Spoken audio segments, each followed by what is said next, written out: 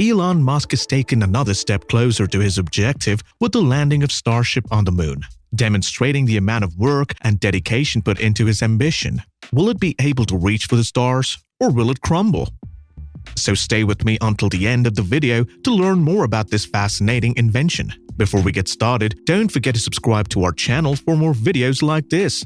And be sure to turn on the notification bell to get informed when new videos are uploaded. So let's get started.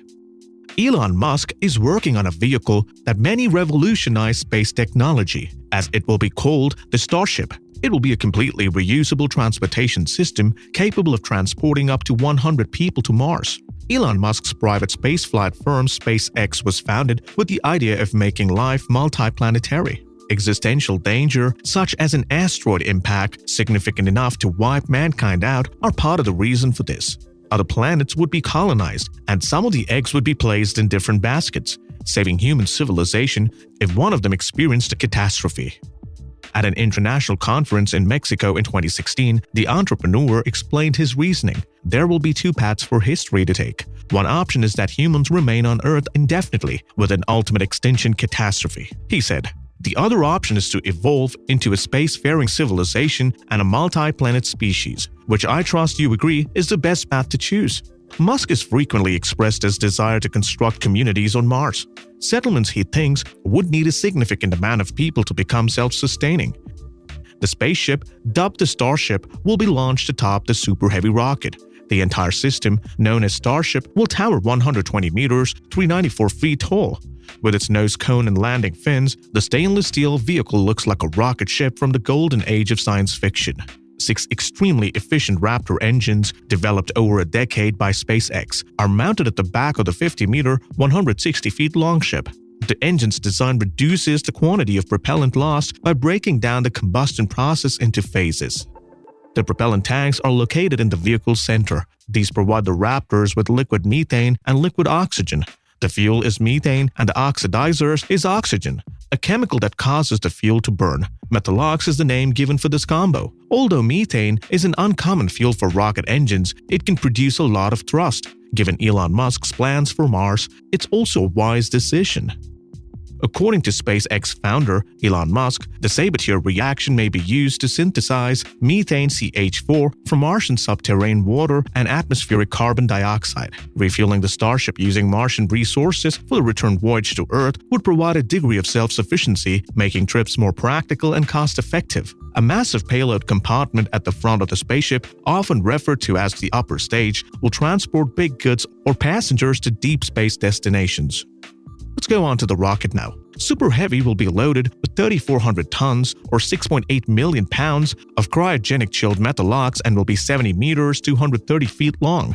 It will be propelled by 32 Raptor engines and should have a maximum thrust of more than 70 meganewtons. It should carry at least 100 tons of cargo to low Earth orbit, potentially as much as 150 tons.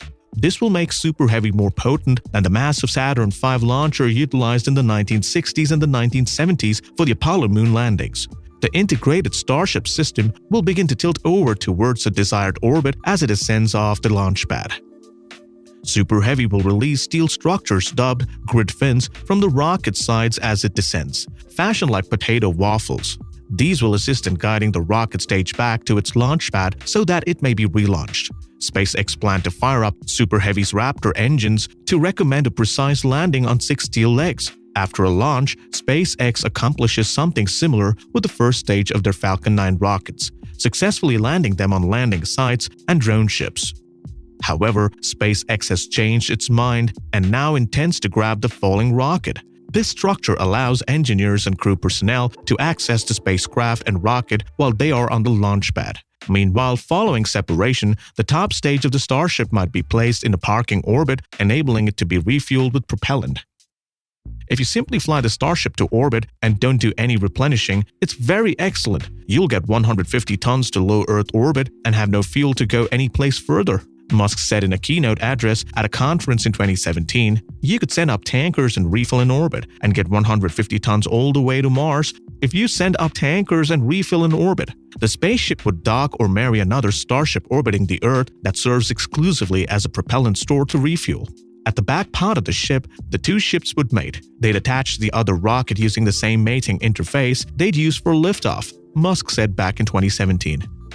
It's extremely easy to transfer propellant. You utilize controlled thrusters to accelerate in the direction you want to empty. Musk plans to put about 40 rooms in the payload area near the front upper stage for long-haul journeys to Mars and back, which might take up to 9 months each way. If you want to cram people in, you can have 5 or 6 people per cabin. However, I believe we could anticipate 2 or 3 passengers each cabin, for a total of approximately 100 people per trip to Mars, said Elon Musk. Shared spaces, storage spaces, a kitchen, and a shelter would be located in the payload bay to protect humans from the solar storms. NASA's Artemis mission, which seeks to create a long-term human presence on the moon, will also use Starship. The U.S. Space Agency granted SpaceX a $2.89 billion contract in April 2021 to develop Starship into a lander capable of transporting people to the moon this decade. The version designed for Artemis mission would lack the heat shield and flaps required for a return trip to Earth. Instead, following its first launch from Earth, the Starship human landing system would stay in space and be utilized for numerous journeys between the lunar orbit and the moon's surface. The cargo variant of Starship has a payload bay that opens up like a crocodile's mouth. This would make it possible to launch satellites from it. The enormous payload capacity, according to SpaceX, offers possibilities for new kinds of robotic scientific missions, including telescopes more giant than the James Webb Observatory, which will succeed Hubble shortly. The technology may potentially be utilized for space tourism and high-speed travel between Earth's many locations. Musk claims that Starship will ultimately transport humans to places in the greater solar system, including gas giants like Jupiter. However, this is a long-term goal. For the past 3 years, SpaceX has been testing different versions of the upper stage at its Starbase facility near Boca Chica, Texas. The firm began in 2019 with a 39-meter-tall test item named Starhopper, which resembled a water tower in appearance and flew at below 150 meters above the ground. Starship serial number SN8, the prototype with a nose cone and flaps, soared to a height of 12.5 kilometers in December 2020. It belly flopped back to Earth, providing SpaceX with crucial technical data on the vehicle's final stages of return from orbit. SN8 approached the landing pad too quickly and forcefully, causing it to collapse and explode. 3 additional test pieces detonated until Starship SN15 successfully landed in May 2021 with a gentle landing. Starship will be launched on Super Heavy for its maiden orbital test flight in 2021, according to SpaceX. Elon Musk has promised Yusaku Maezawa, the Japanese internet retail tycoon, a lunar trip in 2023 as part of NASA's Artemis 3 mission, which is also scheduled for 2024. Starship will also transport people from lunar orbit to the moon's surface. Elon Musk also claims that in 2024, one of the spacecrafts would be sent on an unmanned mission to Mars. Even though the SpaceX founder's timetables have seemed optimistic at times, he has a track record of accomplishing his objectives, no matter how lofty. While that may be true, it is fair to assume that the whole globe is humming with anticipation. It will be a great step in the success and the luxury of people's lives. So what are your thoughts on the latest spaceship landings on the moon? Do you believe it will meet or surpass expectations, or do you think it will be a failure, as some people have predicted? Let us know what you think in the comments.